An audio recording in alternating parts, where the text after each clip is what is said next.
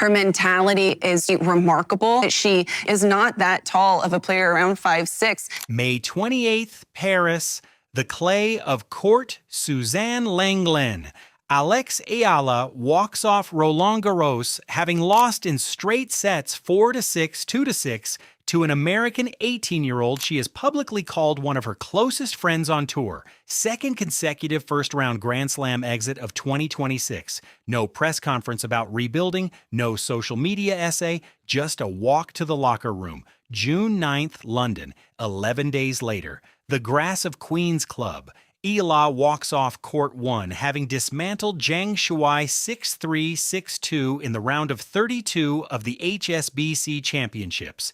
6 consecutive grass court wins, 12 straight service points won in one segment of the match, a crowd on its feet for a player ranked 33 in the world, and the second-round draw she has just earned points directly at the same opponent who ended her Roland Garros campaign, Iva Jovic. The friend, the American, the world number 19, the player who has now beaten Alex Eala twice in their professional careers and who is sitting one match away from doing it a third time.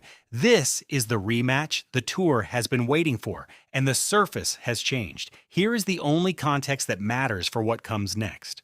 11 days ago, Iva Jovic beat Eala in straight sets on clay. ESPN reported the first return points count at 21-10 in Jovic's favor, a returning clinic against a player whose serve was not yet operating as a weapon. Jovic was the number 17 seed at Roland Garros. She is now ranked 19 in the world. She is 18 years old, American, and according to multiple analyst projections, on a trajectory toward the top 10 within this season. This is the player Alex Eala will face in approximately 48 hours. On grass.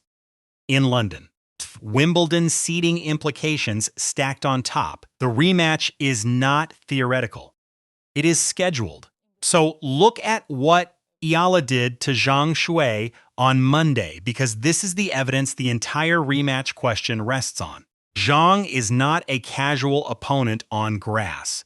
The 36-year-old Chinese veteran has a Wimbledon doubles title to her name, has reached 3 Grand Slam quarterfinals in singles, and has spent her career playing the kind of variation-heavy game that grass historically rewards. She is the player you draw at Queens and quietly hope is past her prime. She was not past her prime on Monday. She just could not find a way through what Eala was doing. The final scoreline was 6-3, 6-2. The match took just over an hour. And inside that scoreline sit the numbers that explain why the second-round preview rooms across the WTA suddenly read differently. Through one stretch of the match, the WTA's official match feed recorded Eala winning 12 consecutive service points. Not 6. Not 8. 12. On grass, the surface, where service holds compound into momentum and momentum on grass compounds into sets. She converted 6 of 12 breakpoint opportunities. She did not face a breakpoint of her own in the second set. The match was not a comeback or a survival. It was an execution. This is the part that matters. 11 days after losing a first return points battle 21-10 against Jovic on clay, Eala produced a service and return performance against Zhang Shuai that looked nothing like the player who walked off Court Suzanne Lenglen in Paris. The serve was sharper. The returns were earlier. The court positioning was the positioning of someone who has done this 6 matches in a row now, because she has 6 straight wins on grass. Birmingham title. Queen's first round. The streak is real. Now zoom into what the rematch actually contains. Iva Jovic and Alex Eala are friends. Publicly, repeatedly, and with the kind of mutual respect that becomes visible in handshakes at the net after matches that end the wrong way. They have practiced together. They have been written about together. And they have now played twice in their careers, once at the ASB Classic in Auckland, once at Roland Garros, and Jovic has won both meetings. The Auckland match was a quarterfinal walkover. The Roland Garros match was straight sets on clay. Neither meeting happened on grass. Neither happened with Jovic ranked 19 and Eala carrying a 6-match grass streak. Neither happened in the middle of a Wimbledon seeding push. The third meeting will be the first time both players walk onto the same court with these specific variables in play, and that combination has not existed for either of them at any point in their careers before this week. That is what makes this a different match. Not the personalities, not the friendship, the variables.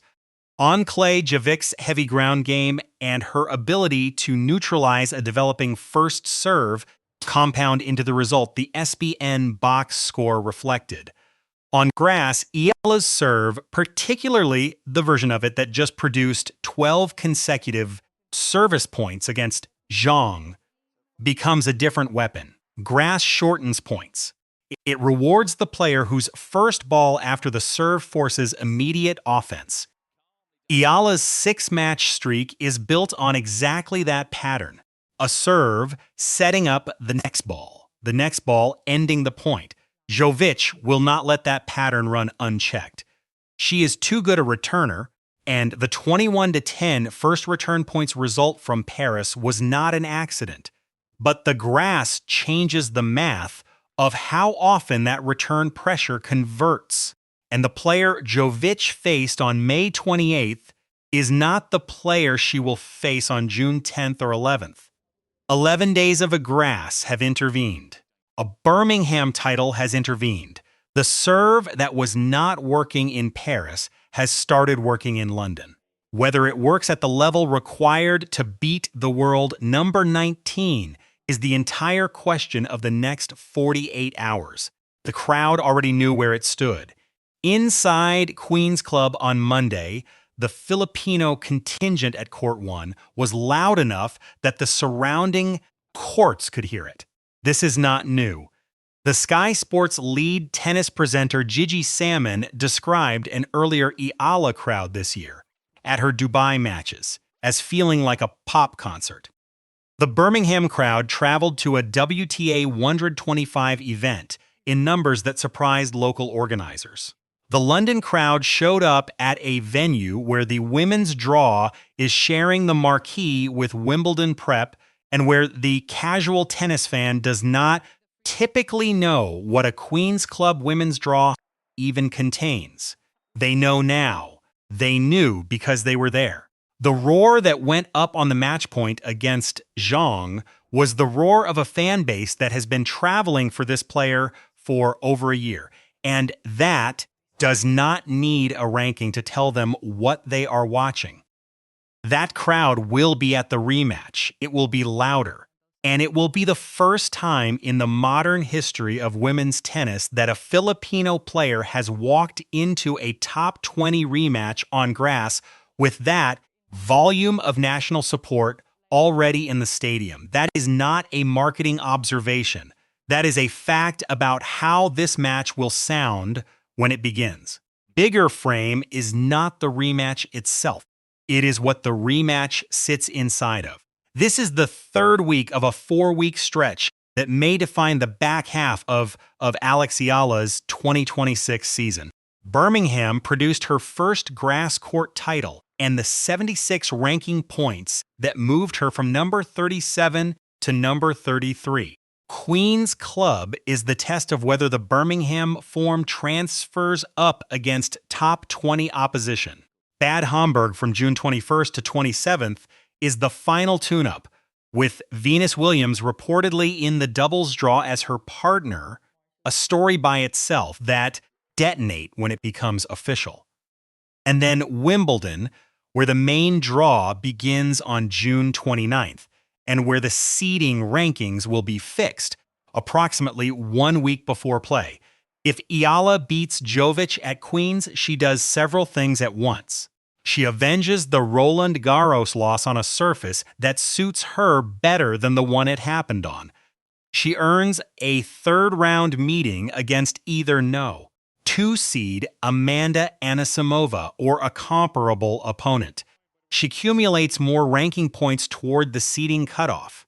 And she signals to every analyst watching the grass season that the Birmingham title was not a 125 level result that fails to scale. It was the start of a curve that scales straight into the main draw at the All England Club. If she loses, the seeding mathematics get tighter. The story does not collapse. Bad Homburg still exists. Wimbledon still beckons. The trajectory remains the trajectory, but the margin shrinks. Every match in this stretch is the margin. Jovic understands this. Jovic's own top 10 projection depends on results in exactly these tournaments. 2 players, 2 trajectories, 1 match on grass with a friendship sitting underneath the competitive surface. The serialization writes itself. Queen's R16. Queen's QF if she wins. Bad Homburg draw. Wimbledon seeding announcement. Wimbledon first round. 5 storylines, 3 weeks, 1 player. The honest part of this story is the part pair already told. On May 28th, Iva Jovic was the better player. The clay neutralized Eala's serve. The first return points count of 21-10 was not a fluke or a bad day at the office. It was an accurate description of how the match was contested. Jovic returned earlier, took more time away from Eala's setup, and converted the structural advantage into a 4-6, 2-6 result that ended Eala's Roland Garros campaign in the first round for the second straight slam of 2026. Asked about the loss in the post-match availability, Eala said what she has said after every difficult match this year, that her day-to-day life and her work ethic do not change based on results, that she would keep working. 6 days later, she opened her Birmingham campaign by bageling Priscilla Hahn 6-0 in the first set in 22 minutes. 11 days later, she opened her Queen's Club campaign with the cleanest scoreline on court 1 that afternoon. That is not narrative engineering. That is the timeline. The work continued because the work always continues. And the work is now sitting at the doorstep of the player who created the loss the work was responding to. So this is what Wednesday or Thursday in London will actually be about. 2 players who like each other. 2 trajectories that have spent the last 6 months pointing at the same season-defining stretch. 1 court, 1 surface change, 1 serve that is working differently than it was 11 days ago, and 1 return game that has not yet been tested by it on grass.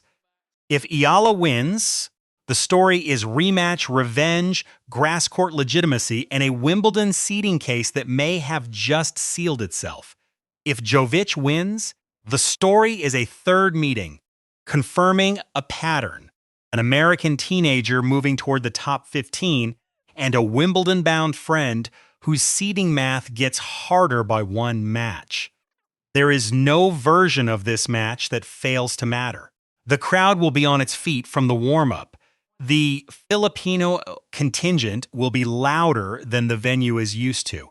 The cameras will linger on every handshake before the toss because the friendship is real and the rivalry is now also real, and tennis only occasionally produces both in the same player pairing. Alex Eala is not the same player she was on May 28th. She is not the same player she was 3 months ago at her career high of number 29. She is not the same player she was a year ago when she broke into the top 100 for the first time. Every week of the last 12 months has been a different version of her, and this week is the version that has won 6 grass matches in a row and is 1 match away from doing something to the world, number 19, that the world know. 19 has never had done to her by this opponent. The work continues. It continues because there is another match coming. There is always another match coming. For the comments, give us the prediction. Who wins the rematch? And what does the scoreline actually look like on grass when these two play each other for the third time. And the first time, on the surface, that suits Eala more than the one in Paris. If you have been here since Birmingham, since Miami, since the 140 ranking, you already know this rematch is the one. Stay subscribed. The result drops here within 48 hours, and the next 3 storylines after it are already lining up behind it.